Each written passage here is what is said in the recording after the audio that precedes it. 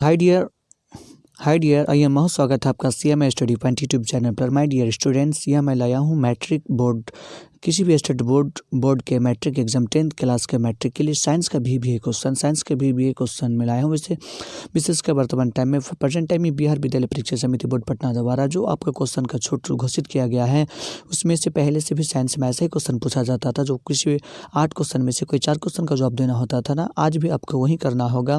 वैसे हमारे बच्चों के दिमाग में यह बात घुसी हुई है कि हमें कोरोना के कारण जो छूट मिली हुई है तो उसमें सब्जेक्टिव ऑब्जेक्टिव सभी जगह होंगे। माय डियर स्टूडेंट्स, ये बिल्कुल गलत विचार है, क्योंकि ऑब्जेक्टिव में ही छूट मिल रहा है ज़्यादा, सब्जेक्टिव में नो चेंज। सब्जेक्टिव में पैसा ऐसा ही हुआ करता था, इसलिए बेहतर से अधिक पढ़ने की कोशिश करें और बेहतर अपनी तैयारी कीजिए। मैं इस क्वेश्चन में लाया हूँ, मैंने 8 क्वेश्चन केमिस्ट्री से रिलेटेड है। इससे पहले मैं फिजिक्स के भी 8 क्वेश्चन में भी क्वेश्चन दिए थे, इसी से पूछे जाते हैं। 100% इससे बाहर पूछे नहीं जाएंगे। माय डियर स्टूडेंट्स, मैं पहली बार नहीं, मैं 7 साल से पढ़ा ही रहा हूँ, और अब इसे यकीन कीजिए, नोट कीजिए, इसे नोट कर रखिए कि ऐसा ही होगा।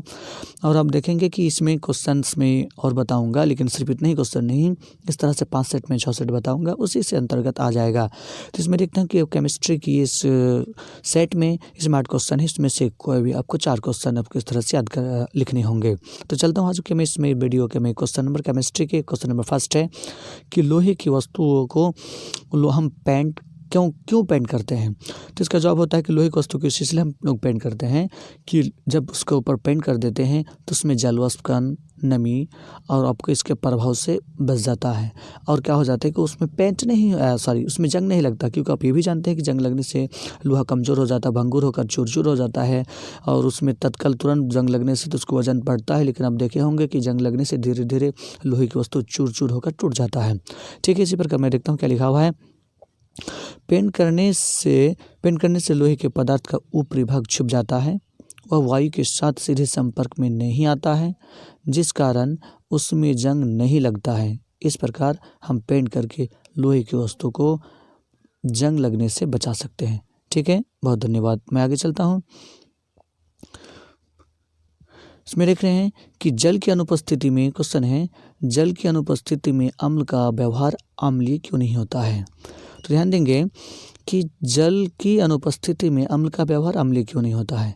तो देखेंगे यहाँ पर लिखा है आंसर में, देखिए, जल की उपस्थिति में ही अम्ल में हाइड्रोजन प्लस आयन, यानी कि ये लिखने की थोड़ा तकलीफ थी, आपको पता है कि इसको हाइड्रोजन प्लस आयन बोलते हैं ना, हाइड्रोजन प्लस आयन बनते हैं, और अम्लों के अणु से हाइड्रोजन प्लस आयन का पृथक्करण जल की उपस्थिति में नहीं हो सकता है, अनुपस्थिति में नहीं हो सकता है, इसलिए जल की अनुपस्थिति में अम्लीय व्यवहार नहीं दर्शाते हैं।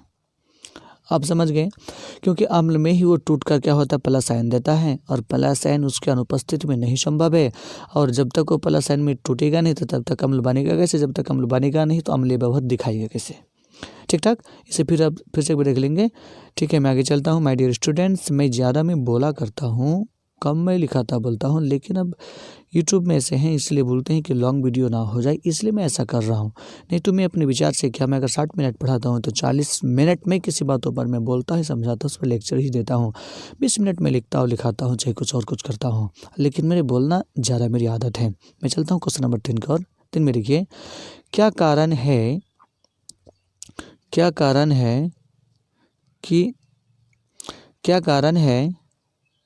कि प्लेटिनम, सोना, चांदी का उपयोग आभूषण बनाने के लिए किया जाता है। इसका जवाब क्या होगा कि देखिए, प्लेटिनम, सोना, चांदी ये कम अभिक्रियाशील है, ये जल्दी संक्षारित नहीं होती है,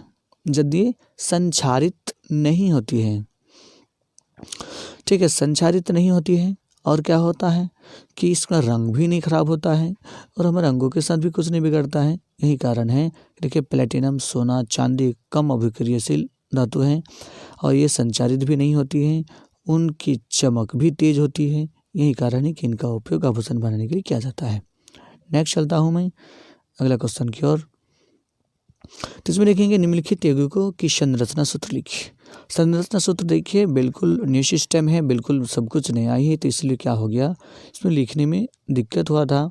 तो पहले अगर मैं लिखता हूँ, देखिए, इसका आंसर क्लोरोमीथेन। तो क्लोरोमीथेन के लिए सूत्र होता है CCl4, ठीक है। इसका सूत्र हो जाता है CH3Cl, ये होता है, बट यहाँ पर लिखा नहीं जा सका है। अब इसका क्या करेंगे, संरचना सूत्र बनाएंगे। तो संरचना सूत्र बताने के लिए क्या करेंगे, C दे देता हूँ, C देता हूँ, C देता हूँ, सॉरी H दे देता हूँ।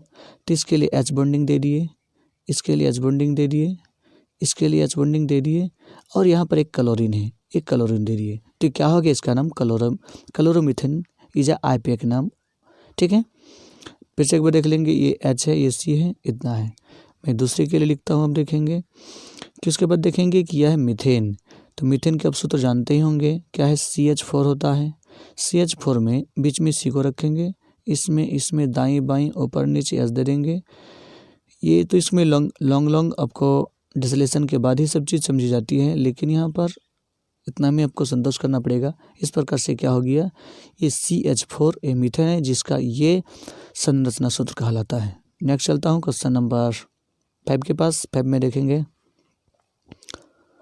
आयस्क, यहाँ पर मिसप्रिंट हो गया, ये है आयस्क। आयस्क और खनिज में अंतर लिखे, ये सवाल है आपका। तो है आयस्क किसे कहते हैं, तो देखिए धातुयुक्त पदार्थ को, जो धातुयुक्त पदार्थ को खनिज कहते हैं, है ना, सॉरी ये खनिज है, हाँ। तो क्या हो गया, धातुयुक्त पदार्थ को खनिज कहते हैं, और इससे ही धातु के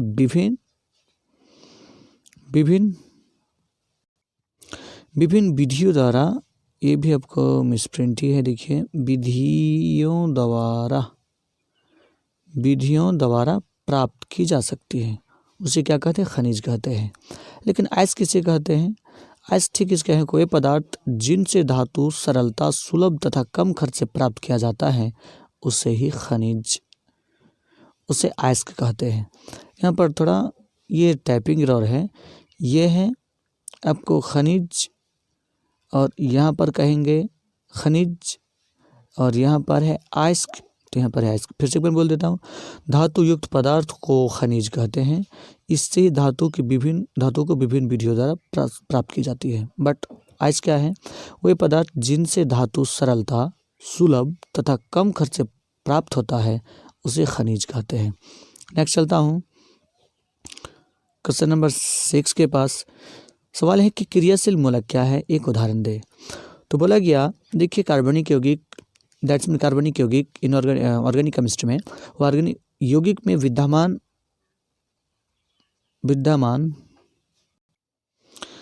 यौगिक में विद्यमान वह समूह, यानी वह समूह जिस पर यौगिक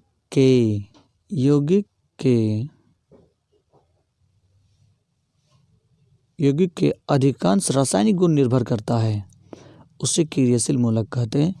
यहाँ पर 2 वर्ड है जो टाइपिंग एरर है, जैसे ये होता है, जैसे NH2 होता है, जैसे डबल बॉन्ड होता है, जैसे ट्रिपल बॉन्ड होता है, ये सब आपको क्या, क्रियाशील मूलक ही कहलाता है। नेक्स्ट देखते हैं, ब्लीचिंग पाउडर कैसे बनाया जाता है, इसके 2 उपयोग को लिखें। तो ब्लीचिंग पाउडर को कैसे बनाया जाता है, ब्लीचिंग पाउडर का निर्माण शुष्क बुझे हुए चूने पर क्लोरीन की क्रिया से होता है। इसमें आगे इसके 2 उपयोग भी लिखे। तो अगर इसको हम क्या करेंगे, इसका हम रिएक्शन देंगे तो क्या हो जाएगा, CaOH,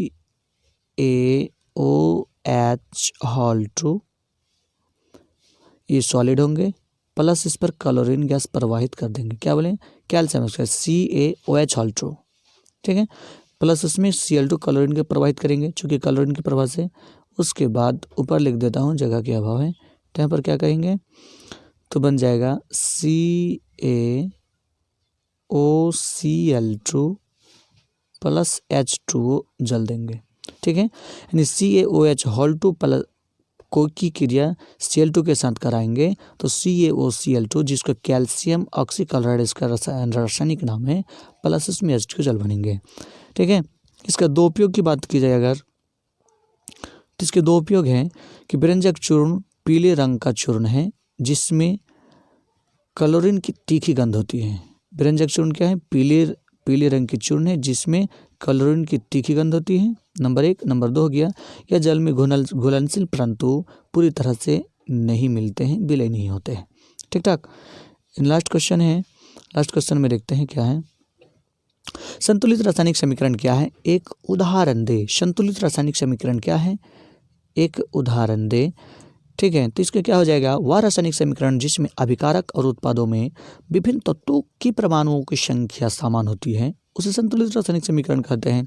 ठीक, अगर इसका क्या कहेंगे असंतुलित, तो वैसे रासायनिक समीकरण जिसमें अभिकारक तथा उत्पादों में विभिन्न तत्वों की परमाणुओं की संख्या असमान हो, अर्थात बाईं तरफ, तीर के दाईं तरफ को क्या बोलते हैं, उत्पाद बोलते हैं, तीर के बाईं तरफ क्या बोलते हैं, अभिकारक बोलते हैं। ठीक है, उसको क्या बोलते हैं, अभिकारक बोलते हैं। तो उसमें अगर परमाणु की संख्या समान ना हो तो क्या बोलते हैं, उसे असंतुलित बोलते हैं। यहाँ पर देखते हैं कि अब देखेंगे C+O2 ये तीर के निशान है, मिलके बन जाता है CO2। उसी प्रकार क्या हो जाता है कि आपको और बोल दिया जाए, जैसे कि कॉम्प्लेक्स रिएक्शन में CaO प्लस CO2 की जब क्रिया कराई जाती है तो क्या बन जाता है, CaCO3। इसका नाम क्या हो गया, जिसमें देखिए यहाँ पर भी C एक ठो है, यहाँ पर भी C एक ठो है। ठीक है, यहाँ पर O एक ठो है, यहाँ पर 2 3 हो गया, यहाँ पर C 3 हो गया, अर्थात C एक कैल्शियम यानी कार्बन, एक O3 3। देखिए यहाँ पर 2 है, यहाँ पर 1 है। तो इस प्रकार क्या हो जाता है, संतुलित रासायनिक समीकरण कहते हैं। इसमें अभिकारक की अगर परिभाषा पूछ ली जाए तो रासायनिक प्रतिक्रिया में भाग लेने वाली पदार्थ को अभिकारक कहते हैं और रासायनिक प्रतिक्रिया के फलस्वरूप बनने वाली पदार्थ को प्रतिफल कहते हैं। क्या किया जाता है, आपको क्या, तीर के दाईं ओर उत्पाद लिखा जाता है, तीर के बाईं ओर अभिकारक लिखा जाता है। माय डियर स्टूडेंट्स, इस प्रकार ये है, इससे पहले भी यह मौजूद था, इसे भी आप क्या करेंगे, प्लेलिस्ट में पाएंगे, ज़रूर देखेंगे। ठीक है, उसके बाद ये भी है, इसे समझने की कोशिश करें। ठीक है, इतना ही इस वीडियो में। तब तक फिर मिलते हैं अगले वीडियो के लिए, तब तक के लिए धन्यवाद, थैंक यू।